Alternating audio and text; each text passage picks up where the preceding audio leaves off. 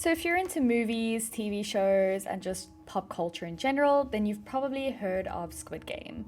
It's a South Korean survival drama where desperate people are dragged into a twisted game of life and death. It's brutal, it's disturbing, and if you've seen the latest season, I think it's pretty traumatizing. But what if I told you that something even darker happened in real life? This place looked like a shelter. People thought it was a shelter, but what it actually was a prison. A prison where homeless people, children, and even regular citizens were rounded up by the police and thrown behind gates they would never escape from. Very much like Squid Game. This place had guards, beatings, and forced labor. In this place, over 600 people died and their bodies were disposed of, very quietly, no questions asked. And the very worst part is that the government literally knew about it.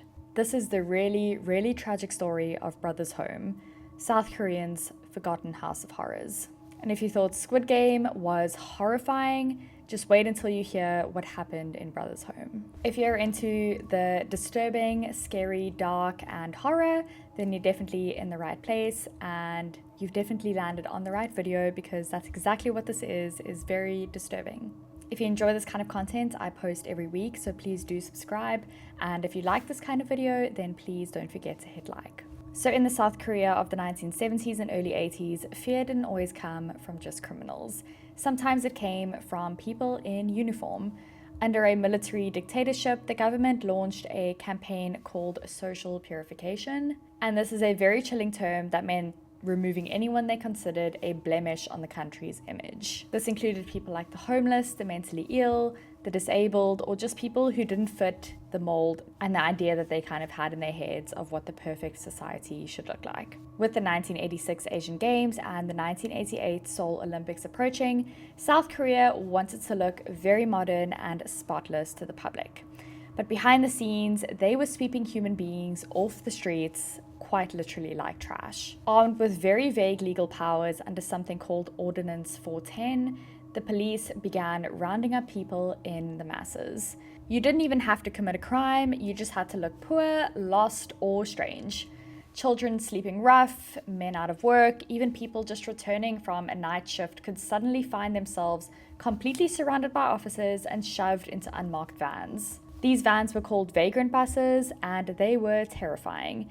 They didn't take you to jail, they didn't take you home, they took you somewhere far worse, and this place was Brothers Home. Located in Busan, Brothers Home was officially registered as a welfare facility, which it definitely was not, and this was supposed to be a kind of shelter meant to help society's most vulnerable. But of course, that was just the front. In reality, it was more like a prison. Some say it was much worse than prison. When those vans arrived at the gates, people were completely stripped of their identities and split into platoons. No legal processes, no phone calls, no questions asked. Once you were inside, you disappeared and you became part of this very well-oiled machine that was supposed to function like a welfare. But here's what most people still don't know about Brothers Home. Of the thousands of people detained and sent to Brothers Home, only 10% were actually homeless. The rest were literally just victims of a system that used fear and forced to maintain this whole illusion of order. It was not an isolated mistake, it was a state-run operation. From the outside, Brothers Home didn't look like a place of horror. Like I said, it was located on a hillside in Busan. It was fenced off and guarded, but to the public, it just looked like a large, very organized welfare center.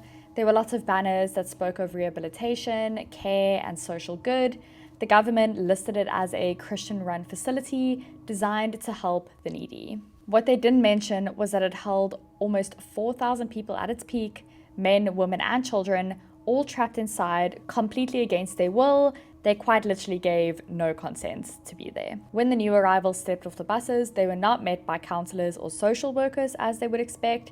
They were greeted by shouting guards and inmates dressed like soldiers. The facility was organized in strict military-style units called platoons, and these weren't groups for therapy or support, they were control cells. Every person was assigned to their own platoon where the leader wasn't a staff member, but another inmate, often chosen for their ability to enforce brutal discipline. And at the top of this very strange hierarchy was a man named Park In-kun. A former military officer turned pastor, Park presented himself as a very righteous man running a Christian welfare mission. In reality, he was quite literally operating a forced labor camp, ranking in profits while subjecting thousands to a regime of silence and suffering for years and years. He received millions from the government, plus donations from religious groups for the work that he was doing, all while using detainees as unpaid workers in brothers' homes, owned factories, farms, and construction sites.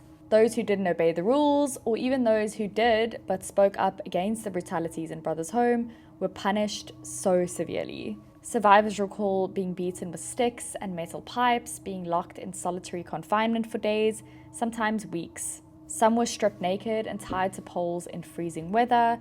Others were hung upside down or thrown into tiny, windowless rooms known as chicken coops, where they were left to defecate and sleep in the very same spot. The message was very clear that once you enter brother's home, you are no longer treated like the human being that you are. Children were not even spared from this brutality. Some were as young as 5 or 6 years old. They were completely separated from adults and subjected to beatings, indoctrination, and sometimes worse. Girls were unfortunately especially vulnerable. They were exposed to lots of sexual violence that was rarely documented and almost never punished. Former residents tell stories of witnessing suicides, disappearances, and guards dragging out bodies in the night. And still, no one on the outside seemed to ask any questions. There were even reports of some children, especially orphans or whose parents never came looking, were quietly funneled into overseas adoption programs, which was part of South Korea's massive child export system in the 1980s. It's unclear how many children from Brothers Home were adopted abroad, but we do know that most of them were never heard from again. So you might be asking the question, how did this horrible Park In-kyun man get away with it? And the answer is quite simple. He had a lot of protection. The government just needed somewhere to hide the people that it did not want the world to see, and Park pretty much fell into their hands and provided that service. In return, all government officials turned a completely blind eye to what Park was doing. They ignored complaints, suppressed investigations. They let him grow his little empire, a compound built on silence, pain, and disappearing people. Like I said earlier, most of the people sent there weren't criminals at all. They weren't patients, they were literally turned into free labor. Every morning began with a blaring whistle, and thousands of detainees were marched off onto one of the many work sites owned by the facility. This included textile factories, furniture workshops, construction zones, and even farms. These weren't training programs or job placements, they were production operations generating serious income for the people running the place. These people were not getting paid for the work that they were doing, they were quite literally slaves. Some inmates wove fabric until their fingers bled, others lifted bricks or planted crops for up to 18 hours a day. There were no wages, no days off, no safety measures, and absolutely no way out. The government did not want these people on the streets. Those who complained about the work were punished, those who collapsed were dragged away, and those who tried to run were hunted down and returned, often in worse condition than they left. Survivors speak of endless shift, broken bones, heat stroke, and a constant fear of being punished. They weren't just being used, they were being exploited to absolute exhaustion, and while they suffered in silence, money just flowed to those higher than them. Brothers Home wasn't just a detention center, it was a fully fledged business. The products made inside, which included military uniforms and clothing, were sold to buyers on the outside who had no idea what was going on the inside. The farms grew produce, the construction teams built completely new developments. The profits went back into the pockets of the director, Park, and his staff, while the detainees received nothing. They didn't even receive soap or shoes. And on top of all of the money that Park was receiving from the profits that these companies were making, he was also receiving money from the government. Like I said earlier, the government was paying him to have this rehabilitation center, but there is no actual evidence of educational or therapeutic programs in this center at all. And the more people he kept inside, the more funding he got from the government to rehabilitate them. So of course, the roundups just continued and got bigger and bigger. He just wanted more people in the center so that he could get more money. More people meant more workers, and this also meant that the profits of the companies go up, So it was just a never-ending cycle of Park getting more people into the center, so the government pays him more and the companies make more. This is what makes Brothers Home so disturbing and quite similar to Squid Game, because it was a very closed-loop machine. The police sent the victims in, the guards forced them to work, the profits went up, the government looked the other way, and all of these people simply just disappeared into thin air, no questions asked. It was quite literally state-sponsored human trafficking. And most people who entered Brothers Home had no clue where they were going, but what they discovered inside was probably worse than anyone could have imagined. There was most likely conversations going around of this rehabilitation center that people were going to, and I can imagine that if you were on your way there, you probably had hope for something quite wonderful. And the sad part is that most people who entered Brothers Home did not leave alive. Between 1975 and 1987, at least 657 people are confirmed to have died inside of Brothers Home. That's the official number, but survivors and investigators believe that the real figure may be far, far higher. The records are very spotty and many deaths were never properly documented, which makes it even more sad because you are dehumanized so much more. Some victims were buried in secret, others were cremated, some bodies were even sold to medical schools without consent. And all of the causes of death were starvation, beatings, neglect, suicide, and sometimes things no one can fully explain. Punishments inside the facility were designed to just break people. Inmates who disobeyed or even looked at guards the wrong way could be dragged into what's called the punishment room.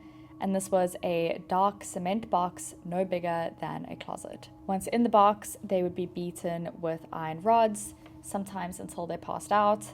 Some were left in solitary confinement for days, tied in stress positions. Others were strung up by their wrists. There were also accounts of prisoners being forced to beat each other. In some cases, these inmates were stripped naked and left outside in the freezing cold, shivering and humiliated while the guards laughed. Women and girls were especially vulnerable. There was lots of reports of sexual abuse, but very few victims have been able to speak publicly, just probably because of trauma, fear, or shame. The few who did come forward told stories of being raped by staff members and being punished if they resisted. Some of the women even fell pregnant, and of course, some disappearances followed thereafter. Survivors just describe a constant fear while they were there, a total loss of identity, and the feeling that death might have just been better than continuing another day inside Brothers Home. And for hundreds of people, that is exactly what happened. When someone died, there were no public funerals, no autopsies, often not even a phone call to their family. Instead, the body was disposed of quietly, sometimes buried in unmarked graves near the facility, sometimes incinerated in a crematorium the public wasn't even told existed. One former inmate claimed that he helped dig these mass graves. Another said that he saw the body of a child being burned along with trash. And all the while, the government just kept funding the facility. Eventually, after years and years of this awful torture, people began to ask questions. Journalists, human rights advocates, and a few very brave prosecutors. And what they uncovered would, of course, spark one of South Korea's most disturbing investigations, though when justice finally came, it was far too late for these people. Now I just want to talk a little bit about why this Brothers Home is being compared to Squid Game. I've seen it all over my social media, and people are saying that, although it's not confirmed, the people who created Squid Game were taking some sort of inspiration from Brothers Home. When Squid Game exploded on Netflix in 2021, it was hailed as a brilliant, brutal critique of capitalism, which it probably was.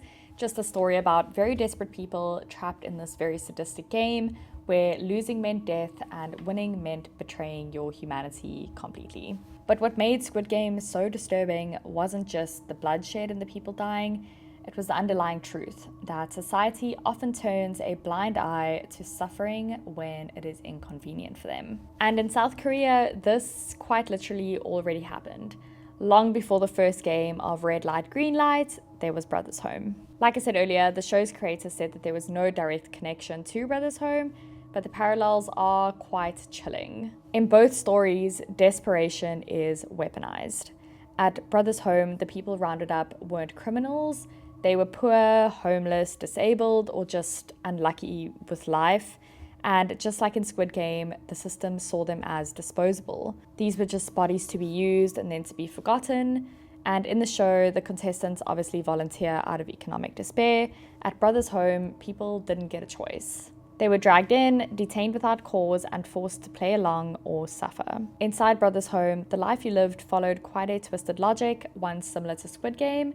You were assigned a number as soon as you stepped in. You were stripped of your name completely. You were told when to eat, when to sleep, when to work. People were pitted against each other. Some inmates were given power over others. Platoon leaders punished fellow prisoners to stay in the guards' favor. Betrayal wasn't common, it was quite encouraged inside, and we see similar things happening in Squid Game as well. And the strongest similarity is that both worlds were engineered systems of cruelty, designed by very powerful men who profited from the pain of others. In Squid Game, it's obviously the masked elites watching for sport, and at Brothers' home, it was Park and the government officials who funded him. In both cases, human life was just cheap, and the silence and secret of it all was profitable. Even visually, it's hard not to draw a connection. You'll see by some of the photos I've already shown. Uniforms, strict rules, public punishments, and the most terrifying part is that the outside world just did not care. Not in Squid Game and not in real life when Brothers' home was being run. As long as things looked very clean on the surface, no one questioned what was happening behind closed doors. So by the mid-1980s, rumors about Brothers' home had started to leak out. Whispers of beatings, deaths, people disappearing, survivors who managed to escape actually began to speak up. They were speaking anonymously, quietly, and very cautiously to journalists and activists.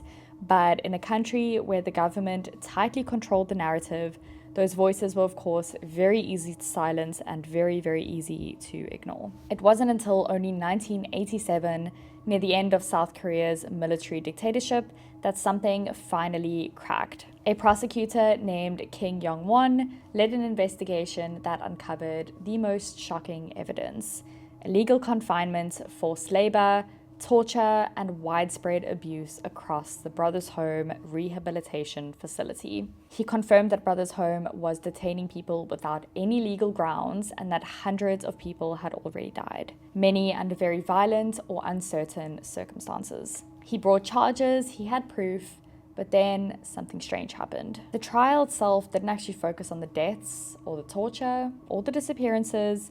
Instead, it focused on embezzlement. And if you're not sure what embezzlement means, it is just theft or misappropriation of funds placed into one's trust or belonging to one's employer. So the whole trial was pretty much just focused around Park using the money that he got from the government wrongly. So Park, the disgusting man who ran the facility, wasn't convicted for human rights abuses. He was convicted for misusing government funds. And even that conviction was later reduced on appeal.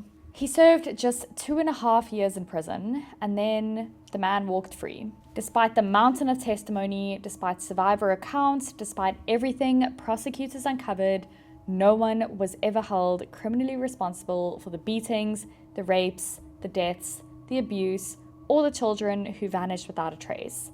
The system had quite literally created Brothers' home, quietly shut the doors, and moved on. For decades, the victims were forgotten. Many of them couldn't speak out of fear, shame, or trauma, and many who did were completely ignored or discredited because of the way that the trial had ended.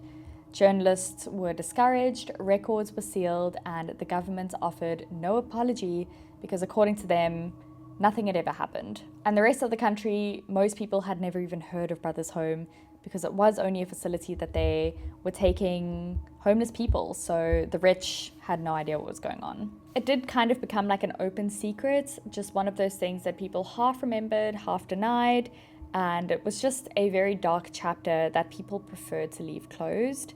But some survivors refused to let the story die.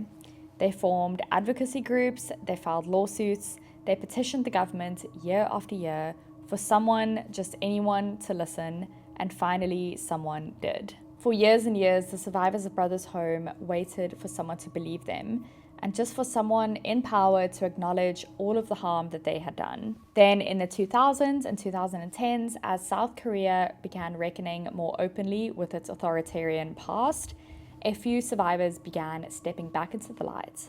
They gave interviews, they published memoirs, and most importantly, they demanded accountability.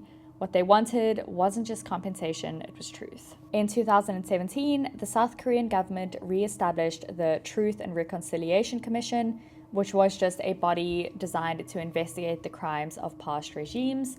And for the first time, Brothers Home wasn't just a rumor or a footnote, it became a formal case file. Over the next few years, this commission interviewed survivors, revealed sealed documents, and uncovered fresh evidence, and what they found was completely horrifying. But by now, of course, that is not very surprising.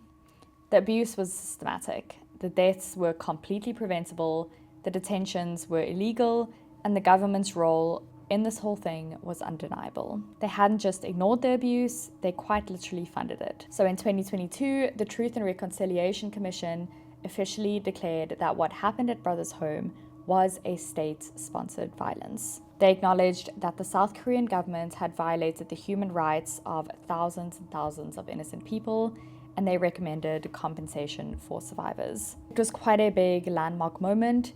Finally, the survivors were being heard, but it did come decades too late.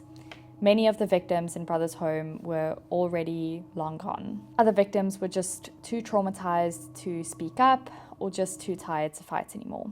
Some of the perpetrators had already passed away, others had lived out their lives comfortably without ever facing any justice.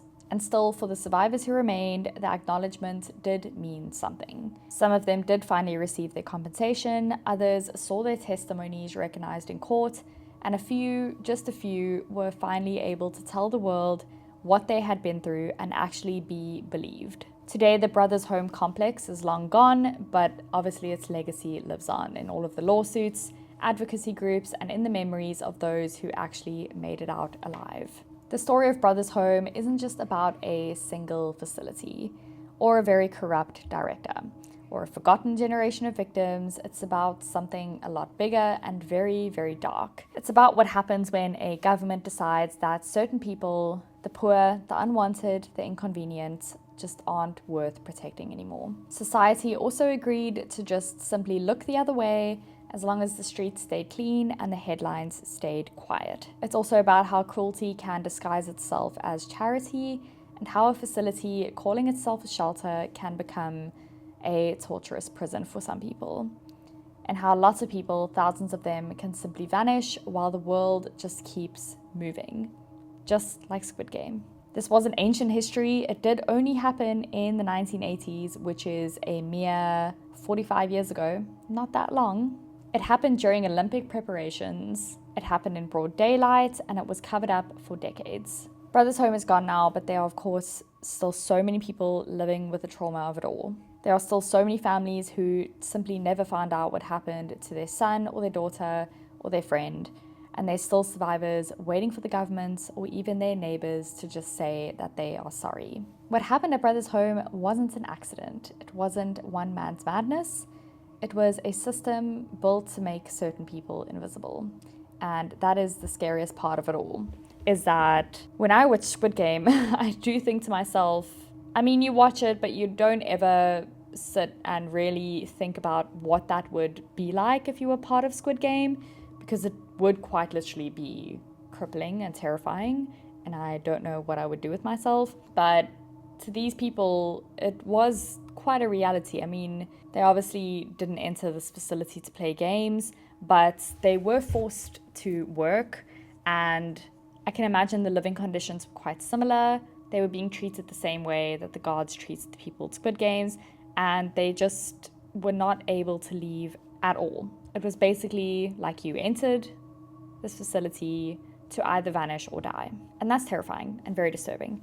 But anyways, if you enjoyed this video, please let me know by leaving a like and leaving a comment. Let me know what you thought about it, and let me know if you have watched the new Squid Game or just Squid Game at all. I must say, the parallels are quite terrifying, but yeah, we'll never truly know if it was based on Brothers Home or not.